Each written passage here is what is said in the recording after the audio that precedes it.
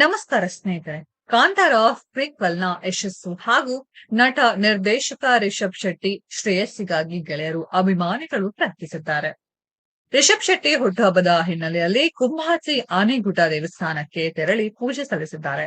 108 ತೆಂಗಿನಕಾಯಿ ಒಡೆದು ಪ್ರಾರ್ಥಿಸಿದ್ದಾರೆ. ಬಳಿಕ ತಮ್ಮ ಕಾರುಗಳಲ್ಲಿ ಕುಂದಾಪುರದ ಪ್ರಮುಖ ಮಾರ್ಗದಲ್ಲಿ ಶುಭ ಹಾರೈಕೆ ಬ್ಯಾನರ್ನೊಂದಿಗೆ ಸಂಚರಿಸಿ ಶಾಸ್ತ್ರಿ ಸರ್ಕಲ್ ಬಳಿ ಪಟಾಕಿ ಸಿಡಿಸಿ ಸಂಭ್ರಮಿಸಿದ್ದಾರೆ. ಯುವ ಮೆರಿಡಿಯನ್ ರೆಸಾರ್ಟ್ನಲ್ಲಿ ತಂಗಿರುವ ರಿಷಬ್ ಶೆಟ್ಟಿಯನ್ನ ಭೇಟಿಯಾಗಿ ಶುಭ ಹಾರೈಸಿದ್ದಾರೆ. ರಿಷಬ್ ಶೆಟ್ಟಿ ದಂಪತಿ ಸ್ಟುಡಿಯೋದಿಂದ ಹೊರಬಂದು ಅಭಿಮಾನಿಗಳ ಜೊತೆ ಕೆಲ ಹೊತ್ತು ಕಳೆದಿದ್ದಾರೆ. ಈ ವಿಡಿಯೋವನ್ನ ಆಪ್ತರು ರಿಲೀಸ್ ಮಾಡಿದ್ದಾರೆ.